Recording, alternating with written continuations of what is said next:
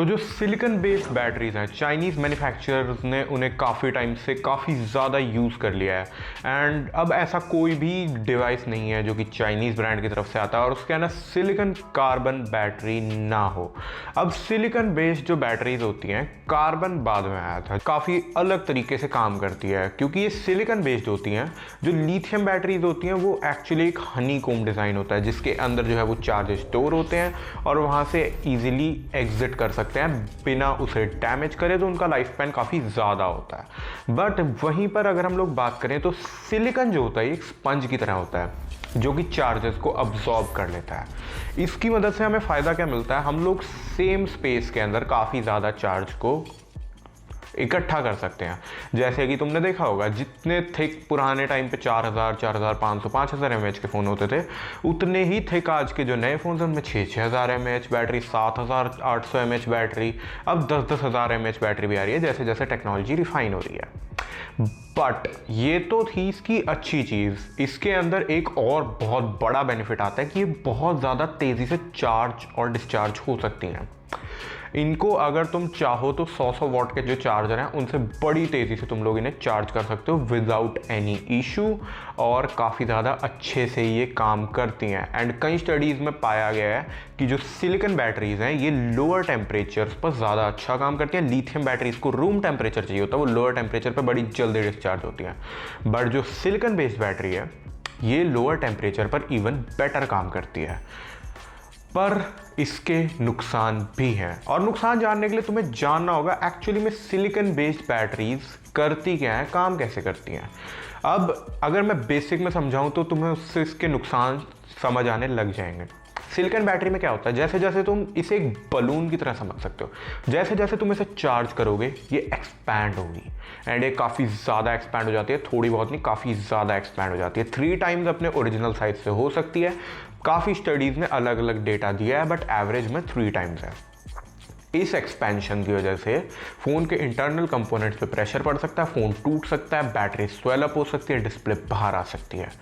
तो ब्रांड्स ने धीरे धीरे चूज़ करा एक स्टील केज कि हम लोग जो है वो सिलिकॉन की बैटरी को अंदर डालेंगे और उसके ऊपर एक स्टील केज लगा देंगे जो कि एक्सपैंड होने से इसको रोक लेगा, वहीं पे पकड़ के रखेगा।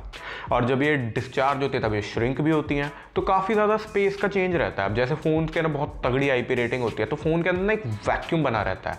अगर ये श्रिंक होगी तो वैक्यूम का लेवल बढ़ जाएगा, अगर ये एक्सपैंड होगी तो वैक्यूम कम हो जाएगा। तो ये काफ़ी प्रॉब्लमैटिक चीज़ थी।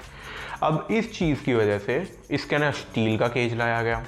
वो इतना अच्छी तरह काम नहीं करा क्योंकि उससे वेट बढ़ जा रहा था और उससे काफ़ी ज़्यादा दिक्कत हो रही थी क्योंकि स्टील जो है वो इंटरफेयर करती है जो वायरलेस चार्जिंग है उसके साथ और एंटीनास के साथ भी, जो फ़ोन के नेटवर्क और वाईफाई एंटीनास होते हैं उनके साथ भी।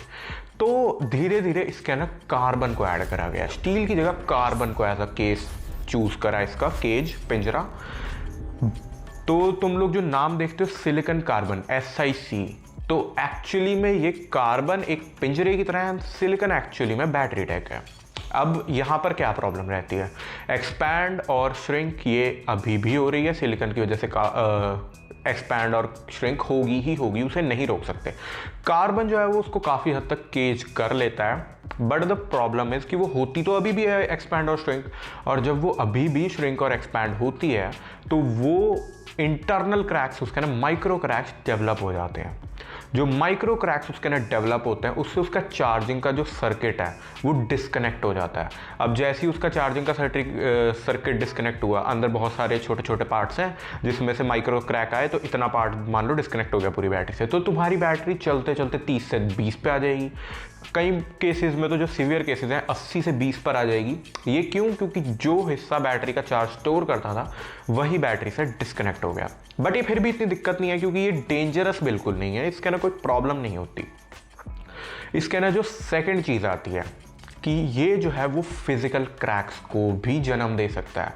अगर कार्बन की केजिंग जो है वो इसकी सही तरीके से नहीं हुई है एंड ओवर द टाइम ये बहुत ज़्यादा श्रिंक एक्सपैंड हो रहा है, तो जो है वो केज टूट सकता है, एंड वो केज टूटने के बाद इसके अंदर टॉर्च लाइक फ्लेम इंड्यूस हो सकती है। मतलब कि एकदम जो ब्राइट वाइट लाइट है वो इसके अंदर वैसी वाली आग लग सकती है, क्योंकि इसके अंदर एनर्जी डेंसिटी बहुत ज़्यादा होती है, तो वैसी इसके अंदर आग लग सकती है। थर्ड केस भी फायर से ही रिलेटेड है। ये बेंड अगर हो जाए, क्योंकि इसके अंदर एनर्जी डेंसिटी काफ़ी ज़्यादा है। एनर्जी डेंसिटी क्या होता है, तुम कितने कम जगह पे कितना ज़्यादा चार्ज स्टोर कर पा रहे हो, वो जितनी कम जगह में जितना ज़्यादा चार्ज स्टोर होगा उसकी डेंसिटी, एनर्जी डेंसिटी उतनी ज़्यादा होगी। सिलिकॉन कार्बन के केस में बहुत ज़्यादा है, तभी तुम लोग देखोगे 7500 mAh की बैटरी सेम साइज़ के अंदर। अब कभी तुम्हारा फ़ोन मान लो बैंड हो गया तो उसके अंदर आग पकड़ने के चांसेस बहुत ज़्यादा होते हैं लिथियम आयन के कंपैरिजन में सिलिकॉन कार्बन के। तो यही जो दिक्कतें हैं, इनके चलते हुए एप्पल और सैमसंग जैसे ब्रांड्स आज तक सिलिकॉन कार्बन पर नहीं आए हैं, वरना मास प्रोड्यूस करने में इसमें कोई प्रॉब्लम नहीं है। बट जैसा कि चाइनीज़ ब्रांड ने कैचअप करा है, मेनली वन प्लस ने अपनी इंटीग्रिटी एंड स्टडी उसके साथ, वन प्लस 13 को अब 1 साल ऑलमोस्ट हो चुका है, लोगों को कोई प्रॉब्लम नहीं है। ये शाओमी, ओप्पो, iQOO, वीवो सब इसे यूज़ कर रहे हैं।